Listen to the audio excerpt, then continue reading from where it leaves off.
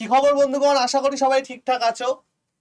আজকে আমি 6 থেকে 7 মিনিটের একটা ভিডিও নিয়ে এসেছি, যেখানে কি করে কম সময়ে অঙ্ককে প্রিপেয়ার করবে, কি করে কম সময়ে অঙ্কের প্রিপারেশন নেবে, সেটা নিয়ে একটা কমপ্লিট ইনফরমেশন তোমাদের দিতে এসেছি।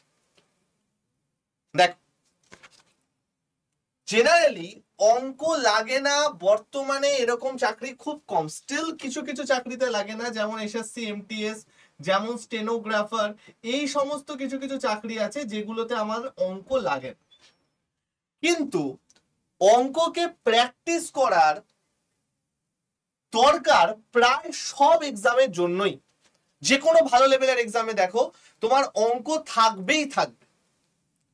তো এখন কতটা কম সময়ে আমরা এই অঙ্ককে প্র্যাকটিস করতে পারি, কতটা কম সময়ে আমরা এই অঙ্ককে রিভাইজ করতে পারি, এই সমস্ত জিনিস নিয়ে ছোট্ট একটা দুটো ইনফরমেশন জাস্ট তোমাদের বলে রাখি। দেখো,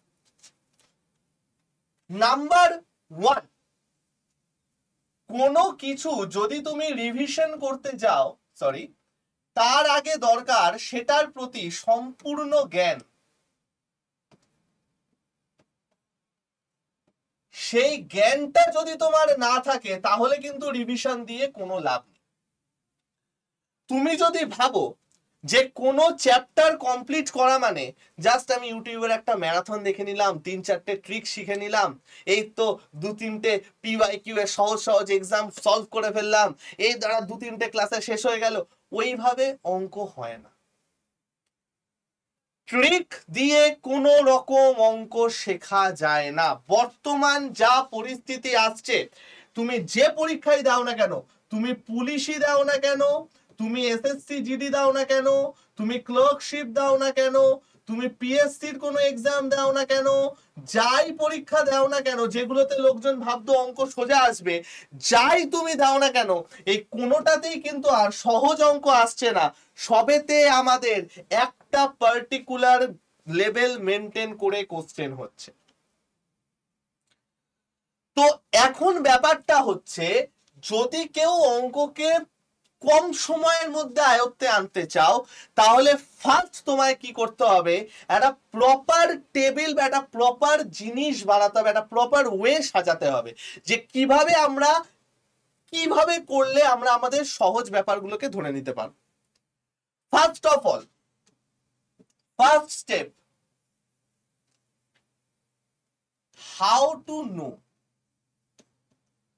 তুমি কি করে জানবে যে ভাই কোন চ্যাপ্টারটা তুমি পারবে, কোন চ্যাপ্টারটা তুমি পারবে না? অঙ্ক পারি না, এটা একটা খুব ভুল কথা। তোমরা অঙ্ক জানো, সবাই পারো, কেউ পারো না এরকম নেই, নাহলে কেউ মাধ্যমিক পাস করতে না। এবার কেউ কেউ আছে মাথায় ঢোকে না, সেটা তো তাদের দোষ নয়।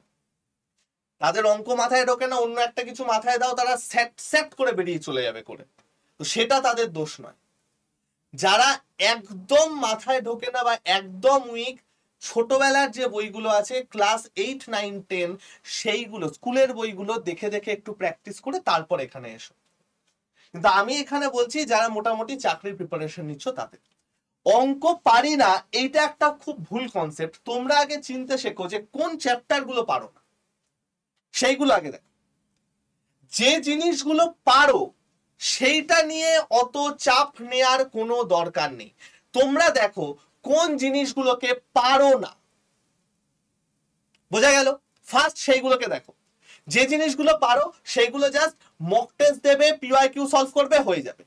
যে জিনিসগুলোকে পারো না সেইগুলোকে আগে চিনতে শেখো। নাম্বার 2, যখনই তুমি বুঝে গেলে, চিনে গেলে যে এই জিনিসগুলোকে আমি পারি না, তারপরে তুমি find a teacher or class or course.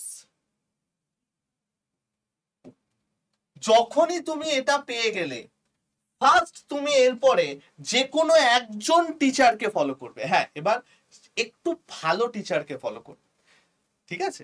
একদম নতুন টিচারকে, আমি তাদেরকে ছোট করছি না, সবার প্রতি আমার সমান সম্মান আছে, আমিও নতুন ছিলাম, কিন্তু কম্পিটিটিভ লাইন এমন একটা লাইন, একটু এক্সপিরিয়েন্স লোককে ফলো করা কিন্তু দরকার ভাই। ঠিক আছে, অনেকে বলতে পারে স্যার আপনার কি এক্সপিরিয়েন্স, তাহলে আপনাকে ফলো করবো না। দরকার নেই, আমিও তো বলছি যদি আমাকে ফলো করার ইচ্ছা না হয় দরকার নেই ফলো করার। বাট যাকেই ফলো করবে একজনকে ফলো করবে ভাই, একাধিক লোককে ফলো করে কখনো ভালো কিছু হয় না। কারণ অঙ্ক এমন একটা জিনিস, তুমি যদি একাধিক লোককে ফলো করো তোমার গোলাবে, একদম 100% শিওর তোমার গোলাবে। কারণ প্রত্যেকের অ্যাপ্রোচ আলাদা, প্রত্যেকের ওয়ে অফ থিঙ্কিং আলাদা, প্রত্যেকের শেখাবার তরিকা আলাদা। তো যে কোনো একজনকে ফলো করবে, স্যার এ তো ট্রিক শেখায় না, ও তো ট্রিক শেখায়, ও তো এই করে, সে তো তাই করে। যে লোক বেশি ট্রিক শেখাবে ভুলেও সেদিকে যাবে না, একদম সুন্দর করে ভাববে যে আচ্ছা এই বেসিকটা এরকম ভাবে শেখাচ্ছে, এইরকম ভাবে সে তারপরে করছে, তারপরে সে এরকম ভাবে করছে।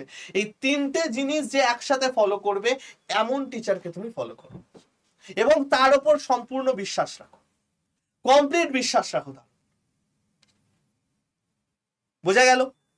তাহলে তারপরে তোমরা কি করবে, একটা সুন্দর করে হয় একটা কোর্স দেখবে, না হয় একটা টিচার দেখবে, না হয় এমন একজনকে দেখবে যার থেকে তুমি সহজে বুঝতে পারছো।